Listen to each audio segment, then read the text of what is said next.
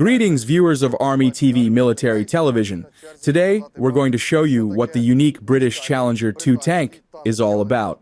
Its main uniqueness lies in the fact that it's a sniper tank, equipped with a sniper gun. The key feature is that it's rifled, unlike all other foreign tanks. So let's talk about its technical characteristics, what it can hit, and how it works in general. We'll speak with the crew. Commander of the Challenger 2, a unique sniper tank. What can you say? Well, of course, some technical characteristics. What makes it unique? How does it differ from the others? Well, it really is a sniper rifle. It allows you to hit enemy targets at long range. That means you don't have to get too close. You can fire calmly from cover and retreat.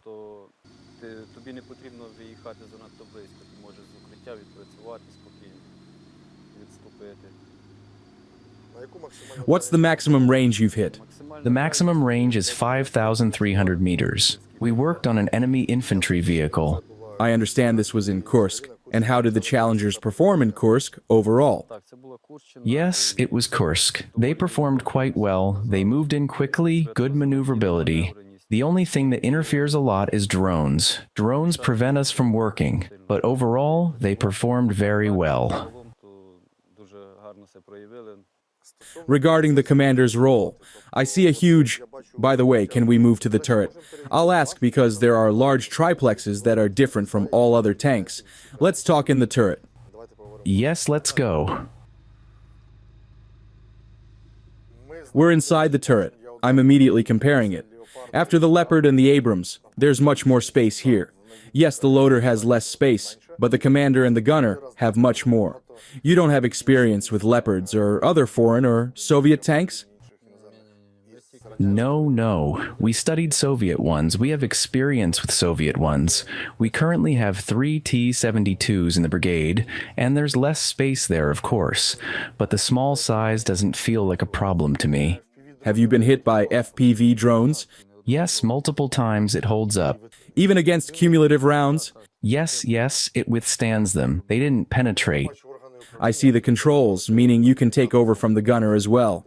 The commander can do that in all tanks. But I see you have some cool sights and a lot of triplexes, providing 360-degree coverage. That's really great situational awareness. Yes, compared to heavy tanks, the visibility here is much better.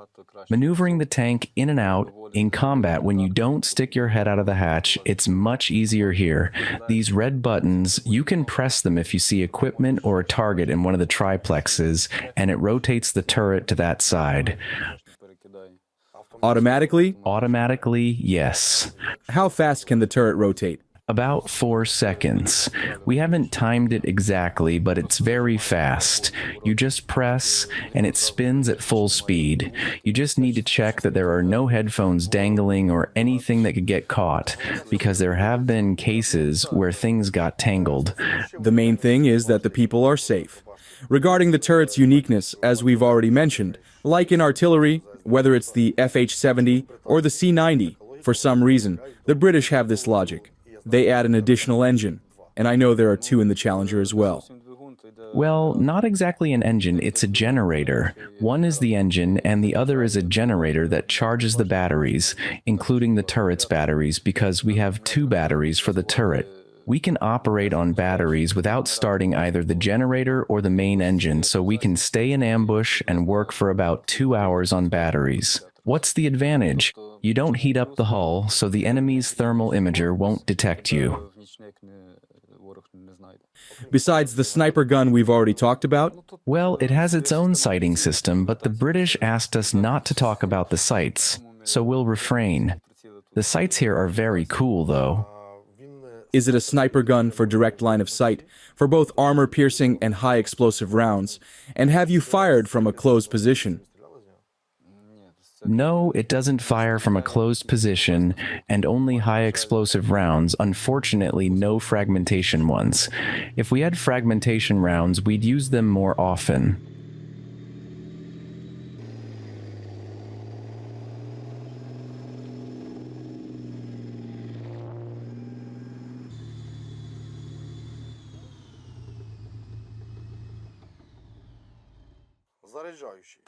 The loader.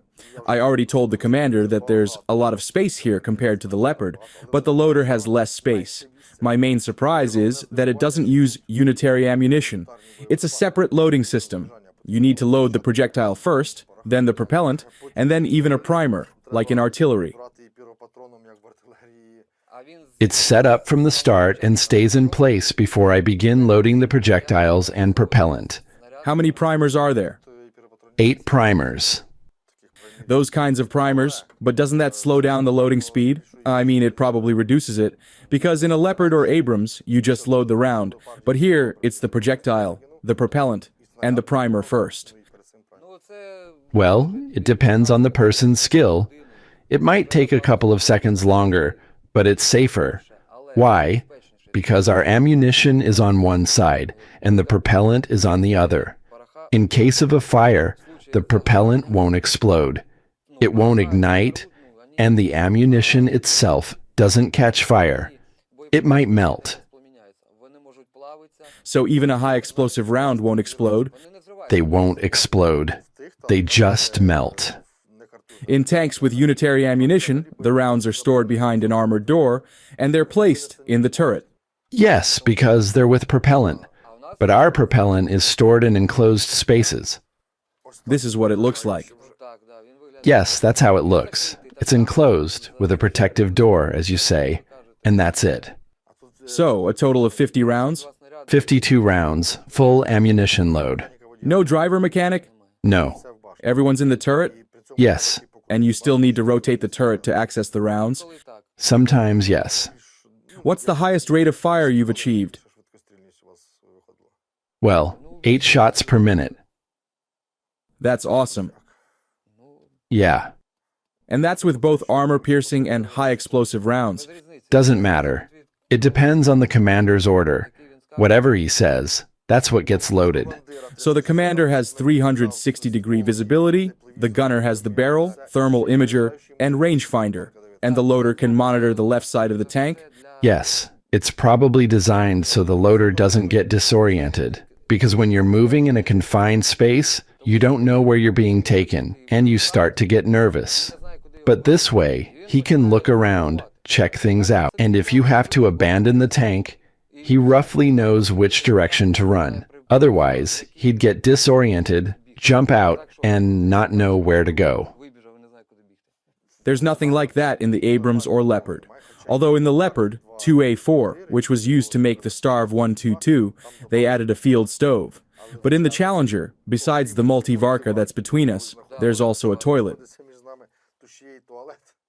A toilet, yes, it's under you. I'm sitting on it, yeah? And if we look, I don't know how it'll be visible, but how do you lift it? The seat lifts up. Here. And here's the toilet lid. Yes, you disconnect these straps, and only this part lifts up. And there's the toilet.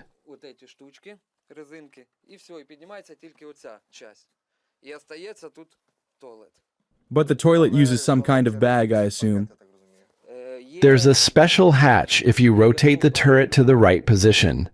If there are no bags or anything, you can use that, and it'll work.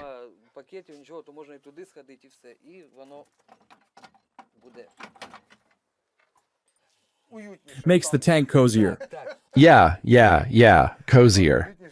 Cozier, but I don't know if it's more fun. That's why no one ever argues with the loader, because everyone wants to eat and sit comfortably, as they say. And with a cigarette. Yes. What were you doing here? Boiling something, cooking. We took dry rations, heated water, and warmed up our dry rations. There's this little flask. It pulls out. The same as in the Swedish Star V, 122. Yeah, exactly. The Scandinavians and British know something about this. It's convenient. Yeah? You can heat water just to drink coffee or tea. That's how it works. And by the way, I didn't mention with the commander, there's also air conditioning here. Yes, it's turned on by the driver mechanic.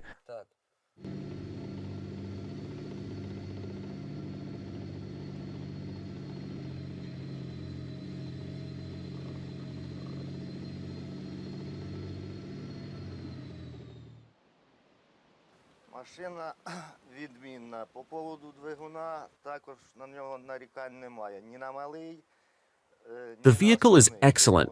No complaints about the engine either, the auxiliary or the main one. The vehicle performs quite well. The only small nuance is that it struggles a bit on loose soil, but the engine is sufficient for maneuvers, for everything. А так двигуна хватає для маневрів, для всього. One or two reverse gears, what's the speed? There are 2 reverse gears here, first and second, 6 forward gears.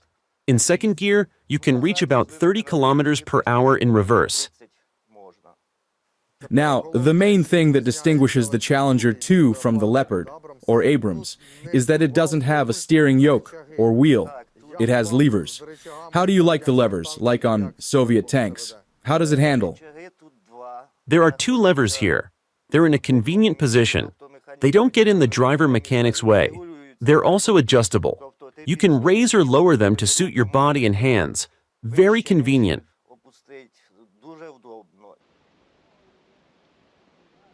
Do you have headphones? I have them. How satisfied or dissatisfied are you? Maybe you have experience with Soviet tanks. Can you compare? There's something to compare, because I've driven various vehicles. This one is easier to control. For the driver mechanic, for example, specifically this tank, take track tensioning. It's done automatically from inside the compartment. There's a pump here. The pump uses a cylinder to tension the track. As they say in simple terms, the idler pulls the track. Very convenient. It's not like in our vehicles where we had to take bolts and turn them. Дуже зручно, це не так, як у нашій техніці бери ломи болти і крути. Is there a hero's hatch here? No, we don't need it.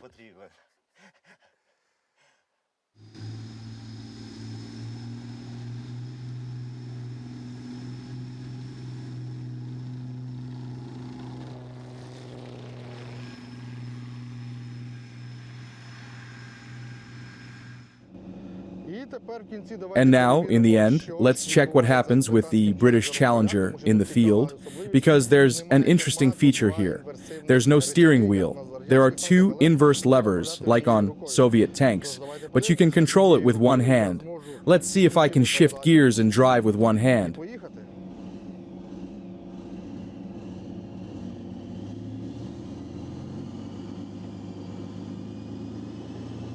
It's moving.